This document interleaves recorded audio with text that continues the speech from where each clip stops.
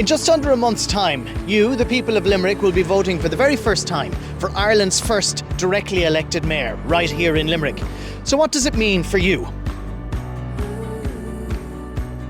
We've seen over 600 mayors come and go down through the centuries here in Limerick, but those mayors were purely ceremonial mayors. They had no power per se. So when you cast your ballot in just under 4 weeks' time, you will be voting for the first time for a mayor with significant powers to make a difference for our city and our county. So now that the legislation has been drafted and now that we're ready to go, the campaign has begun in earnest and you will vote for Ireland's first directly elected mayor in just under 4 weeks' time. Over recent years, there's been a lot of discussion around how all of the decision-making was being made in Dublin and how a Dublin-centric approach was being taken to balance regional development and to economic growth. The capital was being seen as the capital and the regions were playing second fiddle. In other cities around the world, directly elected mayors really do have the power to make a difference and have the ability to impact the lives of their citizens. Cities like London, Paris and New York are perfect examples. Granted, they have much bigger populations than we do here in Limerick. So now the concept of a directly elected mayor is seeing the potential for the beginning of devolved power. That means departments in Dublin allowing regions like Limerick to make a real decision about the future of their city and county for the betterment of everyone who lives here.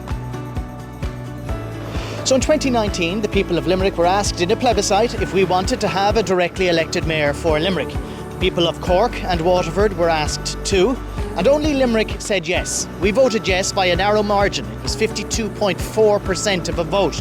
It was narrow, but it was a yes. Eyebrows were raised, because think about it like this. The new role has been described as one of the most significant reforms of local government in the history of this state.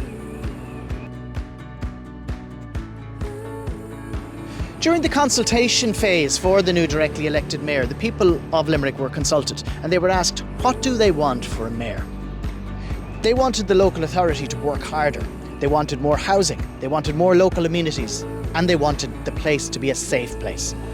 And these findings were then presented to government. And over the last number of years, legislation has now been drafted for this historic new role. The legislation has now been signed into law by the Dáil and the Seanad and was recently signed in by the President. And now the election has begun in earnest. So who will you be voting for? You'll be voting for someone with a vision for the future of Limerick City and County. You'll be voting for someone who can represent all of us locally and, importantly, nationally and internationally.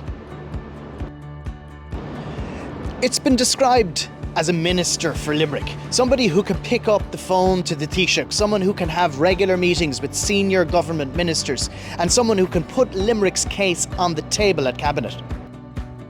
The new mayor will take on a number of executive functions, including strategic development, housing and building, environmental services, and roads and transport. The new mayor will have the ability to meet with senior government ministers throughout the year. They'll take part in a Limerick mayoral and consultative government forum, which will allow them to meet with the likes of the Minister for Local Government and Housing, and to put on the table the real issues that they believe affect the lives of you and me, the citizens of Limerick. We know the role isn't perfect, but what is interesting about the directly elected mayoral role is that over time, if successful, we could see even further powers devolved from Dublin. So why should you care about this? Well, for the first time in Ireland, the electorate will be making a decision as to who they want to choose to shape the future of a city and a county. It's not Athlone, it's not Cork, it's not Galway, it's not Dublin, it's Limerick. There might need to be a little bit of adjustment, but if Limerick gets this right, it could be a game changer in terms of how Limerick, city and county, advocates for itself. Remember, the new role has been described as a minister for Limerick. It is 100% going to be a test bed for other cities and counties and how they might look at directly elected mayors into the future. When a new directly elected mayor takes their offices in this building, they will be voted in by you and me. They'll be answerable and accountable to you and me. And what makes this role really interesting is they will have a direct mandate from the people of Limerick to shape the future of our city and county. The new directly elected mayor will have a salary of just under €152,000 per annum, and they'll have a team of 5 people. They'll have 1 senior advisor and a number of people who will be appointed from within the local authority.